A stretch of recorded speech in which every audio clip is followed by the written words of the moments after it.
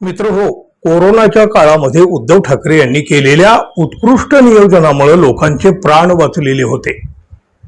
या काळामध्ये उद्धव ठाकरे यांनी केलेल्या कामाचा प्रचंड गौरव झालेला होता. या काळामध्ये पंतप्रधान नरेंद्र मोदी यांनीही लोकांना घरात बसून राहायला सांगितलेलं होतं. कोरोना काळामध्ये ठाकरे यांनी केलेल्या चांगल्या कामाला डाग लावण्याचा प्रयत्न विरोधकांनी सातत्याने केलेला आहे. घरकोंबडा म्हणून त्यांना हिणवलं गेलं आणि आता तेच घरात बसायला सांगू लागलेले आहेत. काळानं उगवलेला हा सूड असून यावरच शिवसेनेचं मुखपत्र असलेल्या सामनाचा आज अग्रलेख आहे. हा अग्रलेख टीकात्मक असला तरी प्रत्येकाला चिंतन करायला लावणारा आहे, अंतर्मुख होऊन विचार करायला लावणारा आहे. काय म्हटलंय बघा सामनाच्या आजच्या या अग्रलेखामध्ये. पंतप्रधान मोदी यांची थट्टा मस्करी करू नका अशी कळकळीची विनंती मुख्यमंत्री देवेंद्र फडणवीस यांनी केली. फडणवीस हे विनंती सुद्धा करतात हे या निमित्तानं महाराष्ट्राला समजलं. मोदी यांची चेष्टा कोण करीत आहे आणि का करीत आहे ते फडणवीस यांनी स्पष्ट केलं पाहिजे. जनता सत्य बोलत आहे, पण ते कोणाला चेष्टा वाटत असेल तर तुझ्याचा त्याचा प्रश्न. मोदी यांना एकाएकी चिंता वाटू लागली ती पेट्रोल डिझेल वगैरे टंचाईची. मग त्यांनी लोकांना मार्गदर्शन केलं, हे करू नका ते करू नका, मोठा प्रवास टाळा, परदेशामध्ये जाऊ नका, घरी बसून काम करा वगैरे.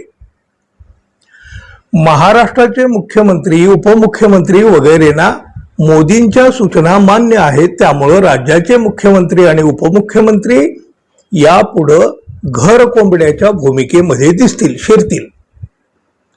मंत्रालयातील कर्मचारी वगैरे घरी बसून काम करणार असतील तर मुख्यमंत्र्यांचं मंत्रालयामध्ये काय काम. हा प्रकार म्हणजे त्यांच्यावर काळानं उगवलेला सूड आहे. कोविड काळात पंतप्रधान नरेंद्र मोदींचं हेच आवाहन होतं, बाहेर पडू नका, घरून काम करा. तेव्हा तर आजाराचा संसर्ग होण्याचं भय होतं. स्पर्श होणं म्हणजे देखील आजाराचं संक्रमण करण्यासारखं होतं. माणसं धडाधड मरत होती. त्यामुळं तत्कालीन मुख्यमंत्री उद्धव ठाकरे हे पंतप्रधानांच्या सूचना आणि जागतिक आरोग्य संघटनेच्या मार्गदर्शनानुसार घरी बसून लोकांचे प्राण वाचवण्याचं काम करीत होते. मात्र यावर फडणवीस मिंध्यांनी काय काय टीका केली होती. मग आता मोदी यांनीही तुम्हाला घरकोंबडे करण्याचे निर्देश दिले, ते निर्देश पाळणार की तोडणार. आता मिंधे म्हणतात मोदी यांनी म्हणे राष्ट्रहितासाठी हे मार्गदर्शन केलं. मग कोविड काळामध्ये घरी बसून काम करणं हे जनहित आणि राष्ट्रहित नव्हतं का. पंतप्रधान मोदी यांनी सांगितलं की गाड्या वापरू नका. त्यामुळं विरोधी पक्षाचे अनेक नेते घोड्यावर स्वार होऊन बैलगाडीवर बसून कुणी सायकलवर बसून कामाला निघाल्याचं चित्र मोदींना हास्यास्पद ठरविणारं आहे.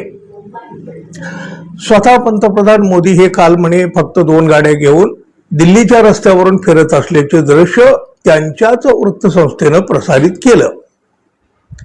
प्रश्न असा आहे की जर पंतप्रधान आणि त्यांची सुरक्षा व्यवस्था फक्त 2 गाड्यामध्ये पुरते तर मग मागची 12 वर्ष 50 गाड्यांचा ताफा घेऊन ते का मिरवत होते. इंधनावर कोट्यावधीची उधळण का केली.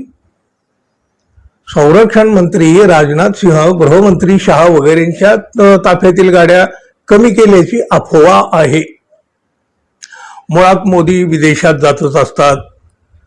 एक अमेरिका आणि इस्रायल हे 2 नौटंकीबाज राष्ट्रप्रमुख सोडले ना तर मोदींप्रमाणे 50 गाड्यांचा ताफा घेऊन कुणीही फिरत नाही.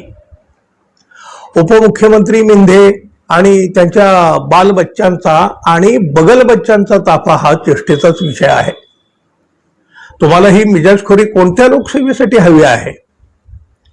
युरोपातील अनेक राष्ट्रांचे पंतप्रधान आणि राष्ट्राध्यक्ष स्वतः वाहन चालवत कार्यालयामध्ये पोहोचतात.